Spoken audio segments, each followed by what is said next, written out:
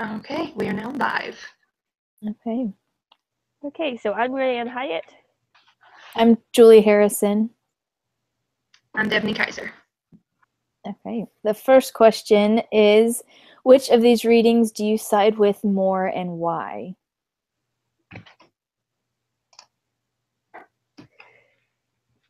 I liked the first one more, the Mothers Who Know, because I just liked how it was really strongly founded in like principles, like being a nurturer, honoring covenants, um, being like strong and immovable and stuff. Like I felt like a lot of the second ones, like they did kind of have principles, but some of the principles almost felt like they were justifying something. Like they like had to explain themselves. Like I think this that first one was more like powerful statements of like this is the way it is, and the second one was like we have to explain why we do things the way we do. I don't know. Does that make sense? Yeah. Yeah. I agree. I side with the first one more. I felt like it was more, bless you. Thank you.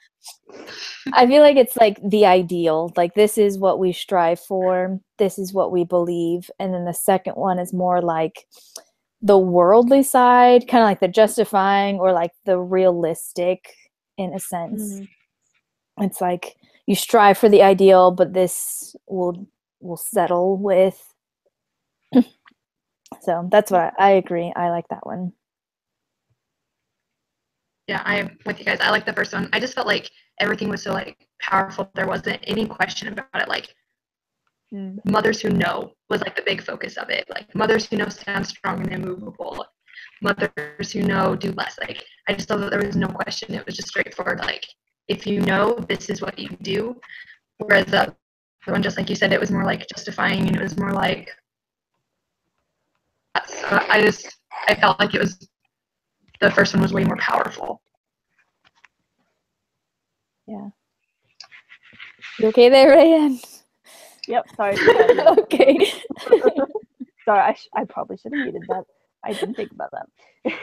Well, no, it just like fell over. Sorry. Oh. We're good. Continue. Okay. Okay. The second question is, why did you think, or what did you think was the tone and focus of the What Women Know article? Did you see any of the philosophies of men mingled with doctrine? If so, where?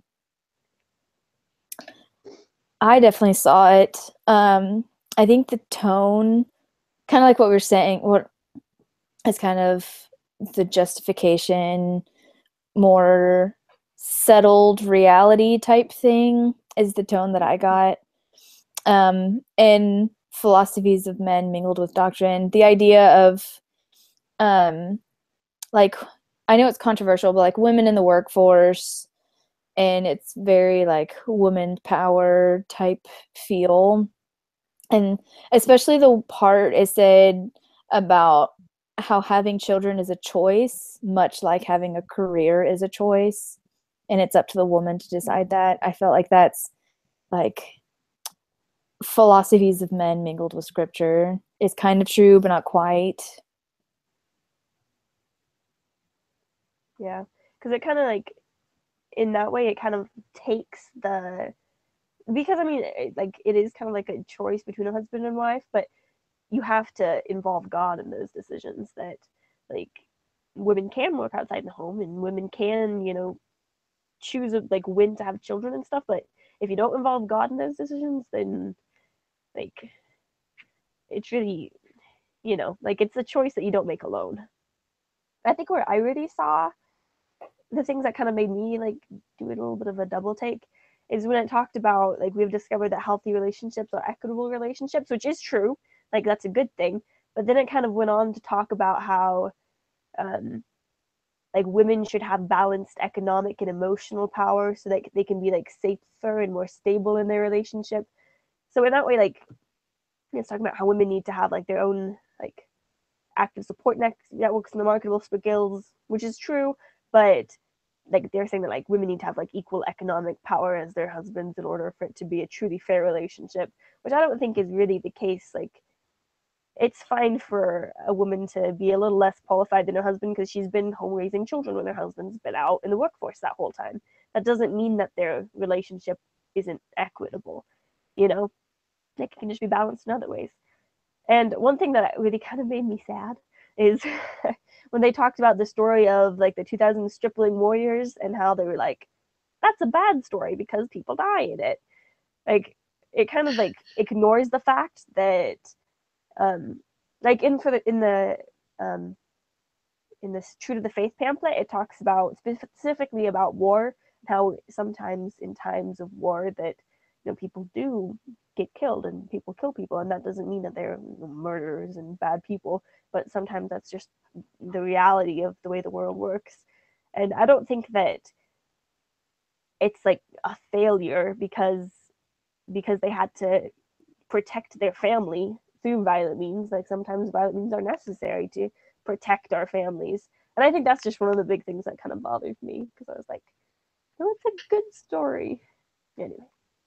Yeah. Even the war.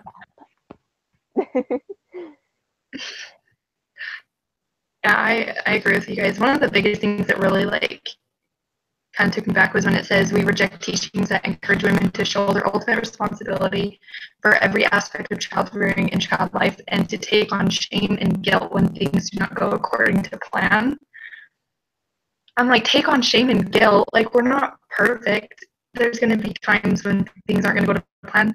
Heck, I don't think anything I've ever planned has actually gone to plan. And it's like, okay, that's a little harsh. And it, like, I had to read that a few times. I was like, did it really say take on shame and guilt? I'm like, what the heck? And then the other one where it talked about, no, I can't find it, but it talked about how if someone has to be reminded important, then they're probably not. And it just goes back to like, we're all going to have hard times, and being reminded that we're equally involved in something or that we have an equal input into something is very important no matter who we are. And I just thought that was very interesting that it would say if you're reminded that you're equally important, you're probably not. Like, you're not equal if you have to be reminded. And that was really interesting to me. Yeah, that little bit really reminds me of the whole attitude of like some women in the world where it's like, if you think that you're not being oppressed, that's just because you're too oppressed to notice. Like yeah, that kind of makes me laugh.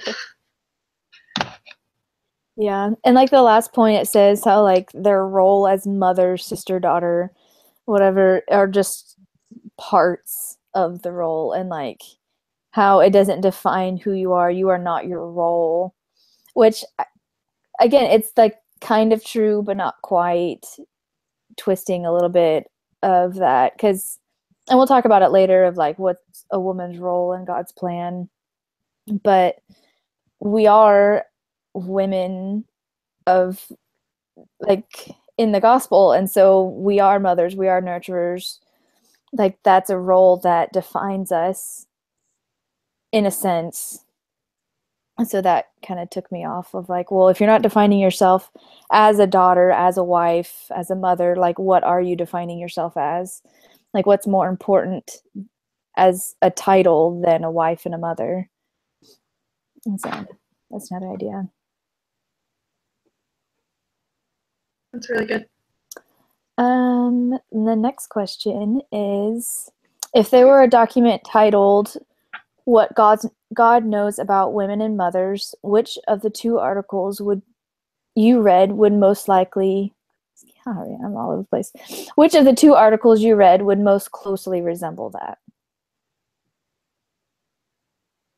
I feel like we've answered that pretty good. Like, we all agree, like, the first article is, like, better.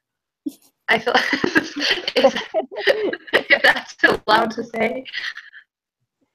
Yeah, I think we all agree that Sister Beck's is better, more godlike. Things in it just, I mean, even if you just read, like, the headings, like, I just love it, like, mothers who are teachers, like, if you have to be a teacher to teach your children to choose the right and do those things, and that's exactly what God wants us to do, is choose right, and we had to be taught from someone, and it's just like this cycle And it's like the same thing, you know, mothers are leaders, and it just goes all hand in hand with this is the purpose of mothers and what they need to do and what the whole purpose of them here and what God needs them to do in the family. Yeah, it has those strong principles that we talked about.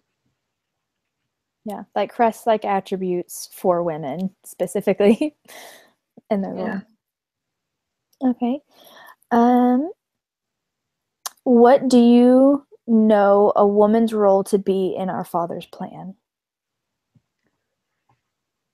I think we kind of touched on it, like all of those titles. Excuse me. For me, a woman's role are all of those titles: to bear children, nurture, be a leader, be a teacher, essentially influence others for good, and to be a good example. Yeah, I like that. I just think of the proclamation. Go ahead. Sorry, go ahead. No, you're good. Go. I just always think of the proclamation of family where it says mothers are to be the nurturers of the family and the fathers are to provide over the family. I don't know why, but that always just sticks out to me. Like, it's not just saying, you know, the mother stays home and takes care of everything, the father goes out, but the mother is supposed to be like the nurturer and like the caretaker.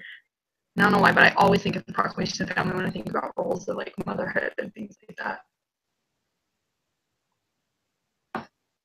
Yeah, I like that, like, kind of along with what Julie was saying, that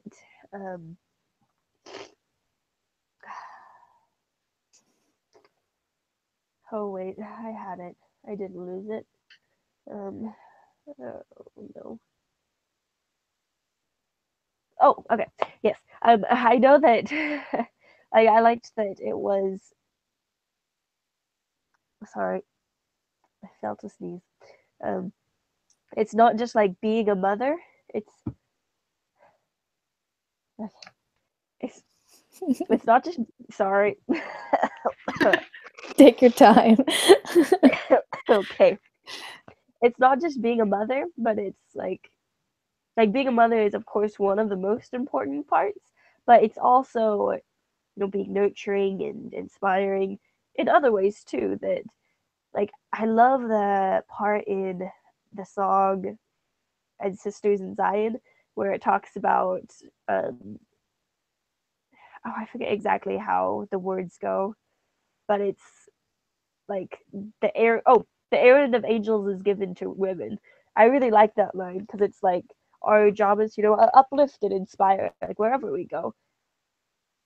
That it's not like being a mother is the one and only place where we can be uplifting and nurturing and positive and helpful and kind and, you know, all of these things, but we can strengthen the world wherever we are by having those womanly, motherly attributes.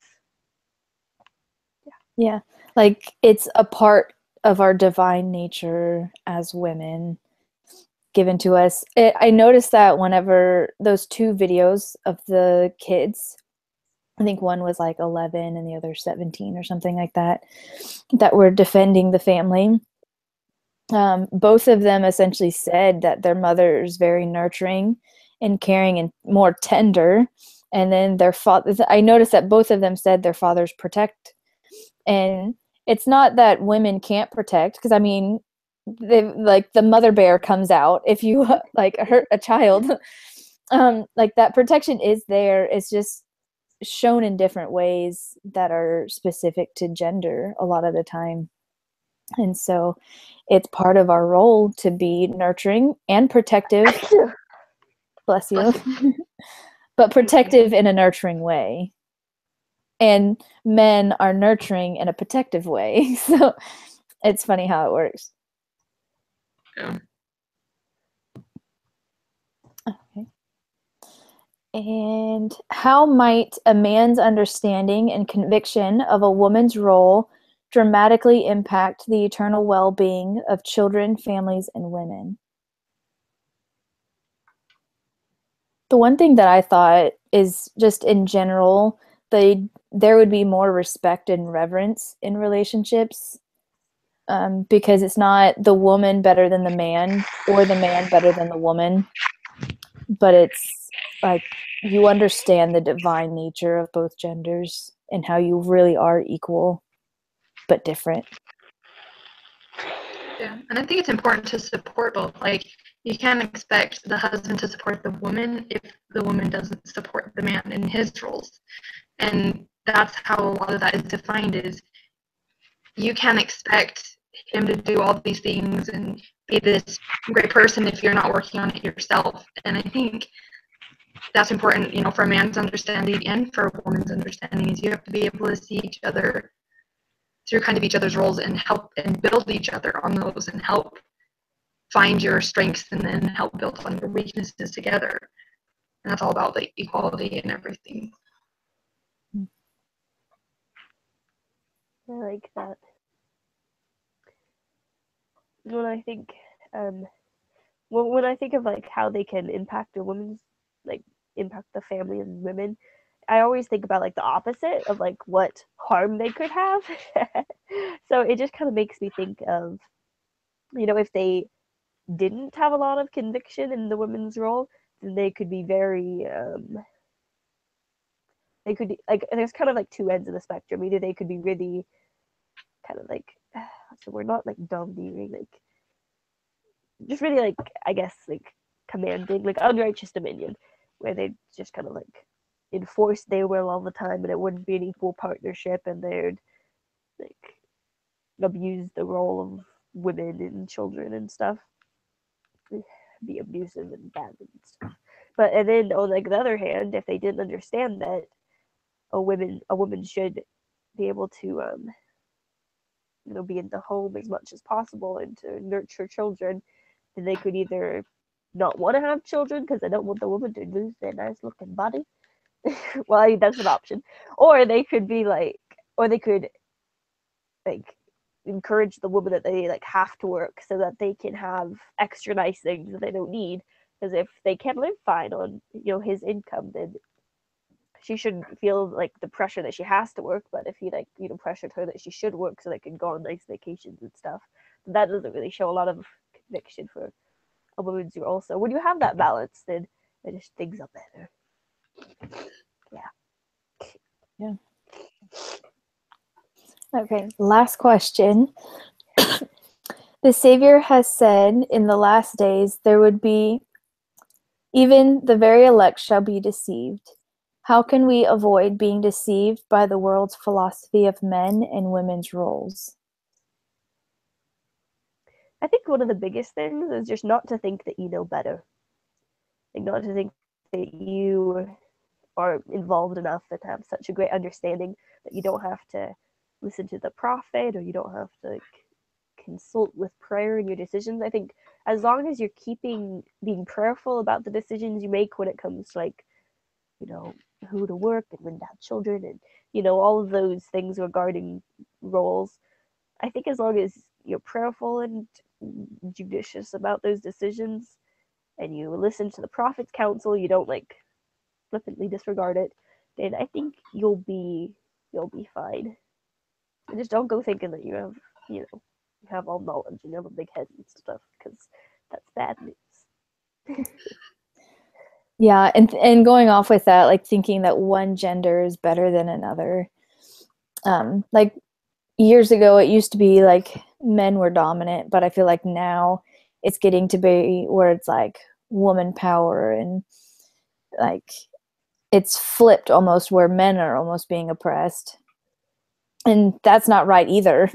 And so keeping in mind, like avoiding saying that one person's better than another, like you were saying. When I read this and I see the word deceived, I automatically like just think of Satan, because like the word deceived just makes me think of Satan. And so like, you know, if we're listening to the philosophies of Satan, then yeah, we're gonna think that, oh, women are better than men, or, you know, this is better than that, and that's going to cause a lot of us to be deceived by really what the truth is. And I think going along with exactly what you guys said, you know, you have to listen to what is being taught and listen to the important things so that you're not being deceived by Satan, but you're being uplifted by God and you're learning from what he has taught and what he thinks. And that's the only way you can like successfully not be deceived is by, if you have any doubts or questions, you go instantly to the Lord. You don't tempt them in any sort of way, and in other ways get deceived by the very tricky Satan.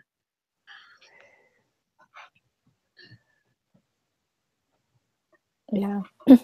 I think about like, should women work so that they can have extra money to go on vacations and do all that stuff? Or is it better for the woman to not work and just sacrifice, and you're blessed because you sacrifice? Like questions like that, the only way to answer it for your family is to have the Spirit and to be doing all the things, like, so that you have the Spirit in your life and you aren't deceived and tricked into one thing or another. Mm-hmm. Yeah. Well, and I think that sometimes never mind. Sorry. Have you guys heard of Al Caraway, Al Fox, the Tattooed Mormon? Yeah.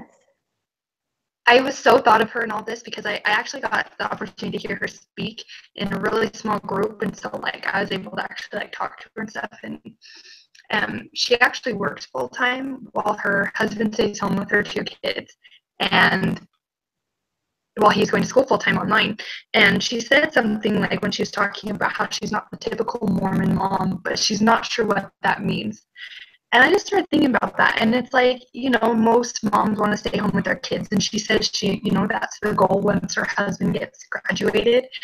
But she said it all depends on your situation and what you can do. And sometimes there's times where you have to sacrifice. But she said you never can let that get in the way of you spending time with your family and teaching them the important principles of everything. And she's like, I still take on the mother role, but I do it after I get home from work and after I support our family because my husband's doing school. And that really hit me because, you don't see that very often, especially in the Mormon community. And she it was really cool that, to me, she was able to open my eyes and see every family is different and every situation is different. And as long as you keep your communication with the Lord,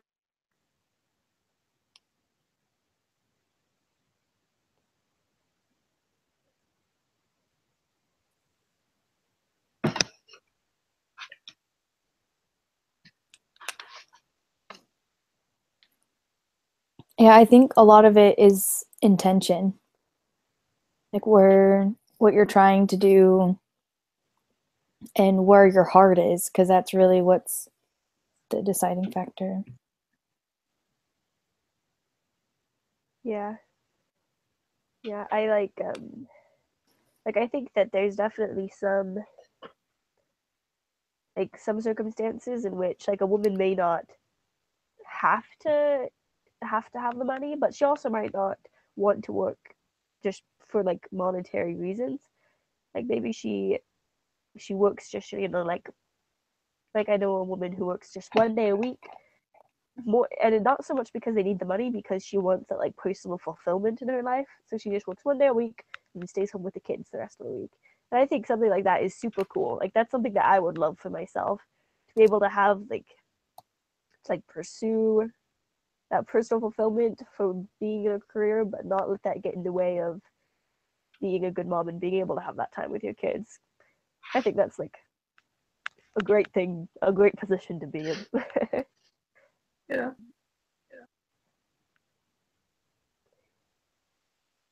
Okay, so is it time for the summary, you think? Do you have any other comments? We're good? Okay, so to summarize, for the first question, which of these readings do we side with more and why? We all agreed the first one, Mothers Who Know, is the one we side with more. Because when we talked about the tone and the focus of the second article, we said that it was kind of almost they were it was kind of more realistic, more not the ideal, but the reality of where it is, and almost in a justifying kind of way, what they were saying, this is the where it is, and this is why it's where it is. And we did talk about some of the philosophies of men that we noticed in there, with such as that that that women don't necessarily have to have like equal economic power to be in an equitable relationship, like they kind of imply, and that and that wait, what was some of the other ones? Let's find it real quick.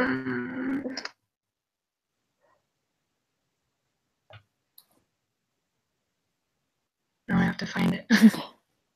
Yeah, okay, I forgot. Oh, one of them was that we didn't like that they talked about the story of the stripling warriors negatively because we like them. Okay. Oh, and one of the other ones was that that the choice of when to have children and the choice of like when to work is kind of like a personal decision. That's kind of like partly true, but it needs to be made with God, so it's also kind of like philosophy of men. So that's some of the things we talked about there. And then when we talked about if we talked about like what God knows about women and mothers, we said it would definitely more closely resemble Sister Beck's because it was more grounded in solid principles and stuff. And when we talked about the woman's role in our father's plan, we talked about, of course it's to be mothers, but it's also to be uplifting. It's to like, kind and good womanly attributes to everyone around us, and support men in their roles as well. And so when we talked about how a man's understanding and conviction impact the eternal well-being, we talked about that if they didn't support women, then it would be really unfortunate for women, and that we have to support them in their roles just as they support us in their roles. That's kind of a two-way street, and us supporting each other. And in the last one, talking about the very elect being deceived, we talked about how you can avoid it by not thinking that you know better, listening to the prophets and taking their counsel and involving God in all of your decisions. And we also talked about how in today's world, we can't think that either gender is better than another, because it's almost like switched that women are almost more dominant than men, unlike it used to be. But we need to not have that kind of an attitude, but really think that neither is better than the other. Is there anything you guys would add to that? No, I think that's a good summary. Great. Yeah, that was great. I will stop the broadcast. Okay.